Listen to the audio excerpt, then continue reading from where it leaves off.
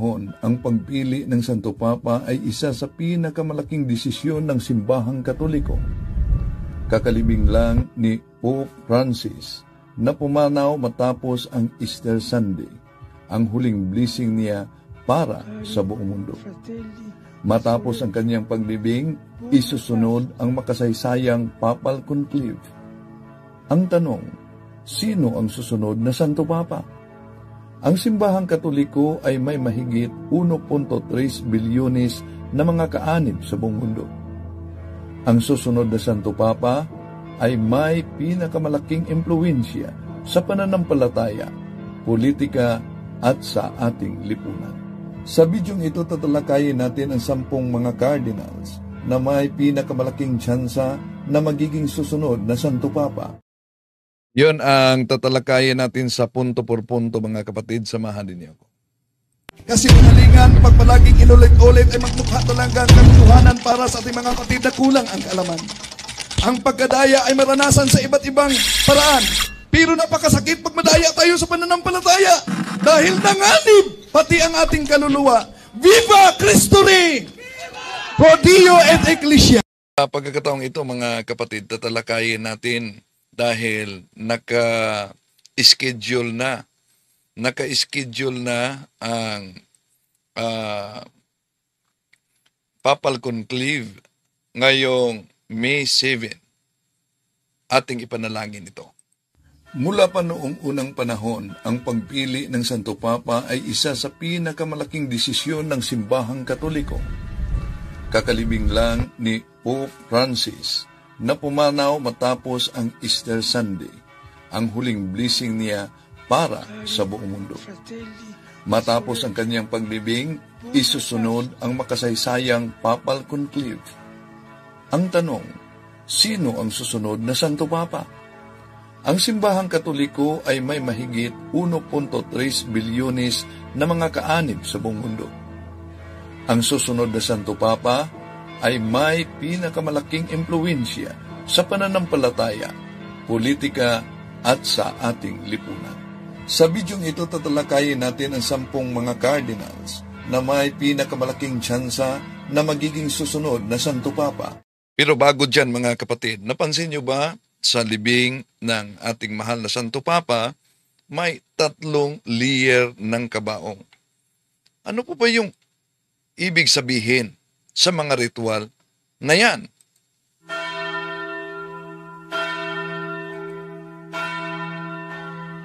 Alam mo bang pag namatay ang isang Santo Papa, hindi lang isa, kundi 3 kabaong ang ginagamit sa kanyang libing, at bawat isa ay may kanya-kanyang malalim na simbolo. Bakit nga ba ganito ang lumang tradisyon ng Vatican sa paglibing sa isang Santo Papa? Ito ang kwento ng 3 kabaong sa isang sumakabilang buhay na Santo Papa. Ang unang kabaong ay gawa sa sipres. Ito ay gawa sa kahoy na sipres. Isang simpleng kahoy. Dito ilagay ang katawan ng Santo Papa. Kalakip nito ang eulogy ng funeral mass. Ang 3 bag ng mga barya na gawa sa silver, gold at copper. Ang bilang ng mga barya sa bawat bag ay katugma sa bilang ng kanyang panunungkulan bilang Papa. Halimbawa, 10 barya bawat isa ay nangangahulugan sa 10 taon sa kanyang panunungkulan. Ang kahoy na sipres ay sumisimbolo sa kababaang loob at moralidad. Ibig sabihin, kahit pinakapataas na posisyon sa simbahan ang hawak niya, tao pa rin siya, mamamatay gaya natin. Itatali ang kabaong gamit ang kulay pula na ribbon at ito'y sinisilyuhan. Pagkatapos, isasara at ililipat sa pangalawang kabaong.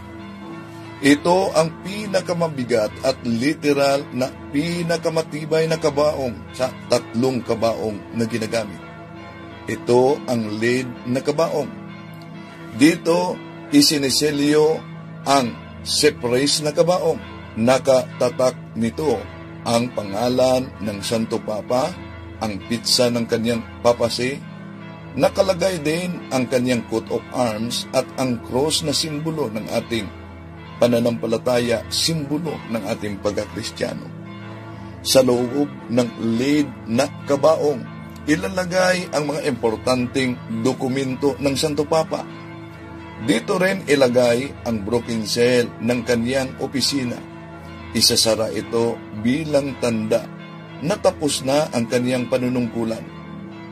Ang lahat na ito ay ginagawa ng Camerlengo, ang opisyal na administrator ng Vatican kapag bakante na ang trono ng Santo Papa, sedi vacante. Ang pinakahuling kabaong ang tinatawag na elm coffin. Ito ay gawa sa isang elm na kahoy.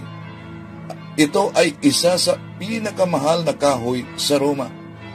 Dito isisilid ang lead coffin. Simbolo ito sa dignidad at karangalan ng isang Santo Papa. Bago tuluyang isasarado ang kabaong, binamasa muna ng kardinal ang nagawa ng Santo Papa. Ito'y isinusulat sa parchment. Ilalagay sa silyadong copper tube at isasama sa loob ng kabaong. Sinisilyuhan ito gamit ang wax seal at may coat of arms ng Chamberlain at Cardinal din. Para saan ang lahat ng mga ito? Para ma-preserve ang legacy at ang memory ng Santo Papa. Di pa man nagsimula ang Papal Conclave, meron ng mga matutunog na pangalan ng mga cardinals na posibleng susunod na magiging Papa. Tatalakayin natin dito mga kapatid ang 10 lang na mga cardinals na matutunog ang pangalan. Ano ba ang kanilang background? Ano po ba ang direksyon ng simbahan kung sakali sila, isa sa kanila ang mapili na magiging ika-267 na Papa, kahalili ni San Pedro, kahalili ng ating Panginoon Jesucristo dito sa lupa. Mula pa noong unang panahon, ang pagpili ng Santo Papa ay isa sa pinakamalaking desisyon ng simbahang Katoliko. Kakalibing lang ni Pope Francis na pumanaw matapos ang Easter Sunday, ang huling blessing niya para sa buong mundo. Matapos ang kanyang paglibing, isusunod ang makasaysayang Papal Conclave. Ang tanong, sino ang susunod na Santo Papa? Ang simbahang Katoliko ay may mahigit 1.3 bilyones na mga kaanib sa buong mundo. Ang susunod na Santo Papa ay may pinakamalaking impluwensya sa pananampalataya, politika at sa ating lipunan. Sa bidyong ito tatalakayin natin ang 10 mga cardinals na may pinakamalaking tsansa na magiging susunod na Santo Papa. Ano ang kanilang background? Ano ang kanilang paninindigan? At ano ang maging direksyon ng simbahan kung sila ang mahalal? Una, alamin natin kung paano pipili ang mga kardinal ng bagong Santo Papa sa ilalim ng tinatawag na Papal Conclave. Ang Papal Conclave ay isang lihim na pagpupulong ng mga cardinals na bumoto para magkaroon ng bagong Santo Papa. Ang proseso nagsisimula kapag may nagbitiw o kaya'y pumanaw na Santo Papa. Ang butuhan ay isasagawa sa loob ng Sistine Chapel at kailangan na may 2/3 majority para manalo ang isang cardinal. Matapos ang butuhan, magpalabas ito ng usok mula sa chimney ng kapilya. Itim na usok kapag wala pang napili at puti naman na usok kapag meron ng bagong Santo Papa. Sino-sino ang mga matunog na cardinal na posibleng susunod sa pagiging Santo Papa? Ito ang 10 pangalan ng mga cardinals. Number 10, Cardinal Malcolm Radzier, 77 anyos, ng Sri Lanka. Si Cardinal Malcolm ng Sri Lanka ay itinuturing na isang matibay na haligi sa tradisyonalismo ng simbahang Katoliko. Bilang arsobispo ng Colombo, kanyang pinangungunahan ang simbahan sa panahon ng krisis, lalo na matapos ang malagim na pamumumpa, matapos ang Easter Sunday noong taong 2019, kung saan kanyang ipinakita ang kanyang liderato sa pag-akay sa komunidad sa healing and reconciliation.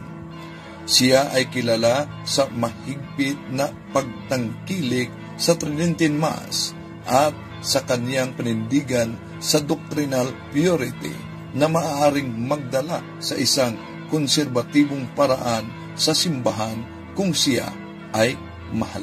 Number 9, Cardinal Raymond Liuborg, 76 anyos, sa USA. Mula sa Amerika, si Cardinal Raymond Liuborg ay kilala dahil sa kanyang pagiging outspoken at pagiging isa sa pinakamalakas na konserbatibong tinig sa loob ng simbahang Katoliko. Bilang dating prefect ng Apostolic Signatura, siya ay may malalim na kaalaman sa canon law at kilala sa kanyang ilang kritisismo laban sa ilang reforma ni Pope Francis, lalo na sa usapin na kasarian at sa pamilya. Ang kanyang panindigan sa liturgical tradisyon at moral teaching ng simbahan ay naging sanhi sa malawakang suporta mula sa mga traditionalist na sektor na naghahangad sa pagbalik sa mas klasikong interpretasyon ng mga doktrina ng ating simbahan. Number 8, Cardinal Mark Willett, 80 anyos, mula sa Canada. Si Cardinal Mark Willett mula sa Canada ay isa sa pinakamataas na itinuturing na teologyo sa simbahang Katoliko. Bilang prefect ng Congregation for Bishops, siya ang responsable sa pagpili at pagsuri ng mga obispo sa buong mundo. Isang papel na nagbibigay sa kanya ng malawak na impluwensya sa global hierarchy ng simbahan. Ang kanyang academic work sa ecclesiology at sacramental theology ang nagsilbing pundasyon para sa mas malalim na pag-unawa sa mga sakramento at ang papel ng simbahan sa modernong mundo. Bagamat ang kaniyang edad ay maaaring isa alang-alang, ang kanyang karanasan at dedikasyon sa theology at education ay hindi matatawaran.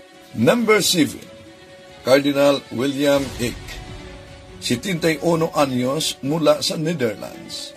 Siya ay isang dating doktor bago siya naging pare. Kilala siya sa kanyang panindigan sa bioethics at moral theology.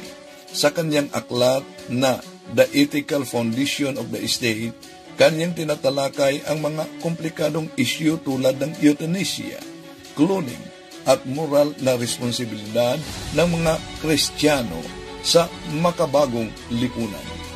Ang kanyang mahigpit na panindigan sa isyu ng buhay ay nagpakita sa kanyang konserbatibong approach na nagtataguyod sa traditional Catholic teachings sa isang increasingly secularized European context.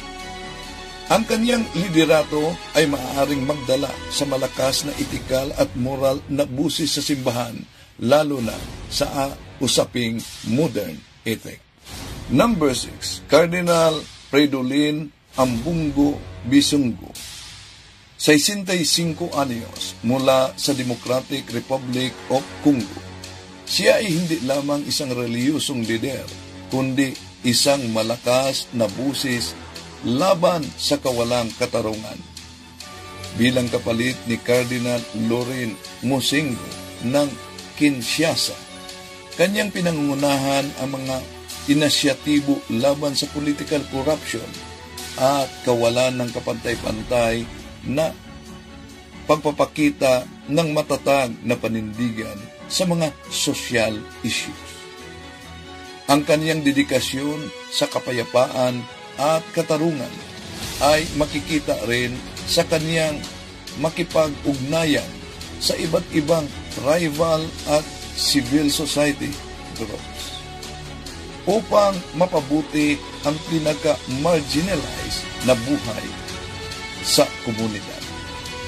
Ang kanyang estilo sa pamumuno ay nagsisilbing halimbawa sa panawagan ni Pope Francis para sa isang simbahang aktibong lumalapit at naglilingkod sa mga tao mismo. Number 5, Cardinal Peter Erdo, 72 anyos mula sa Hungary.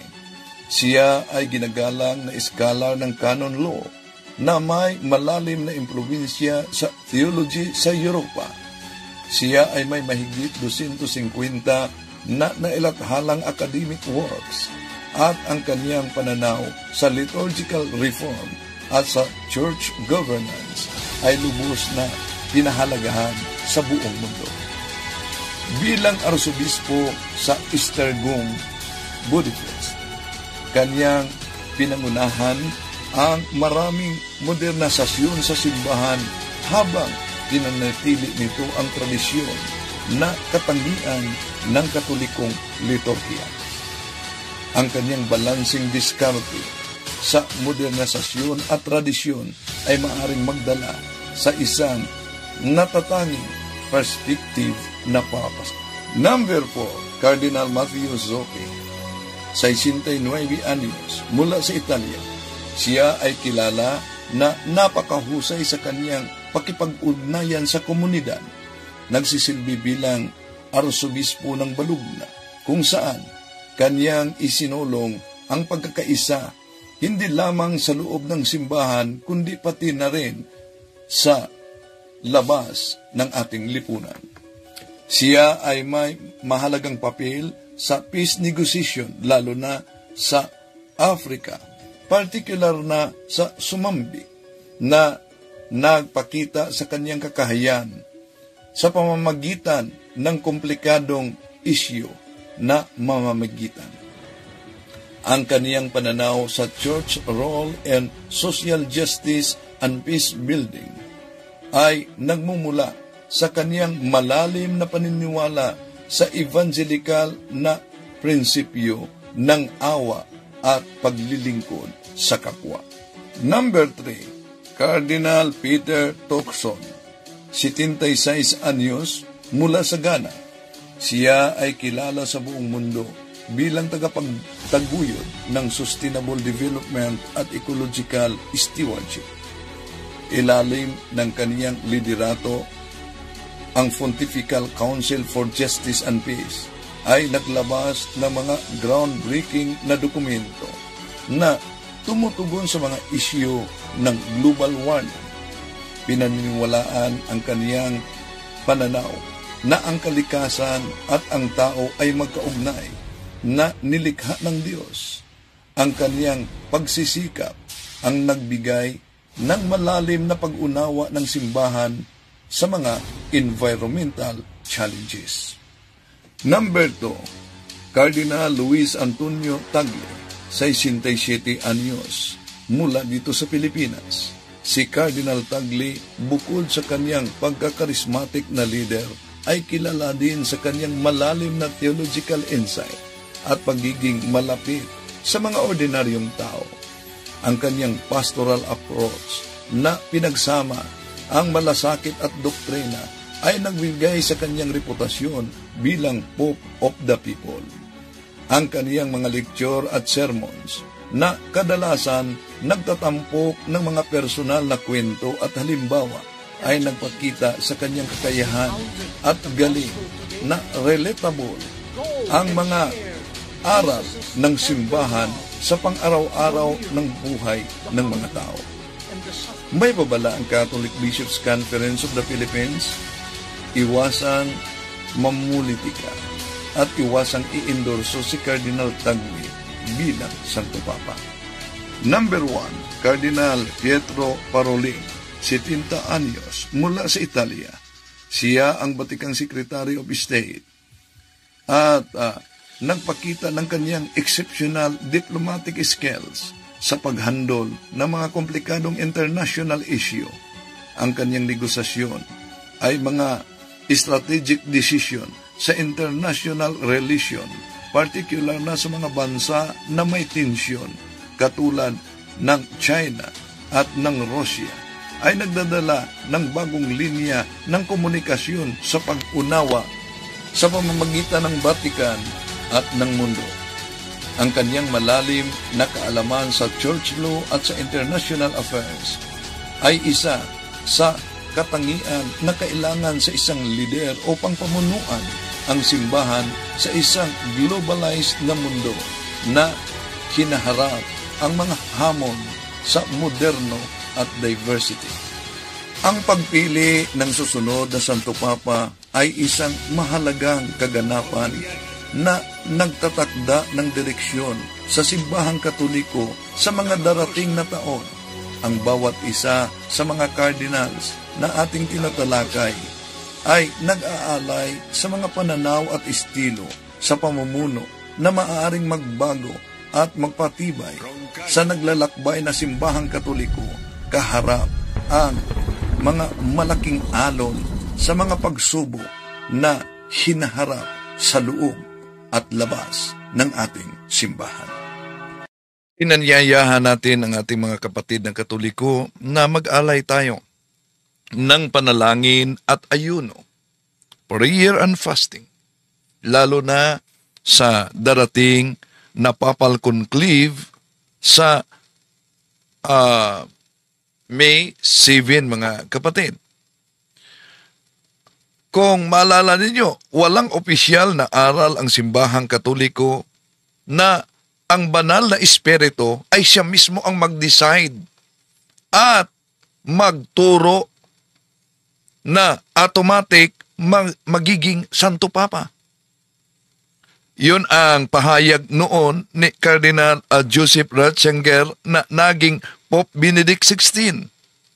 I would not say that the Holy Spirit picks out the Pope because there are too many contrary instances of popes.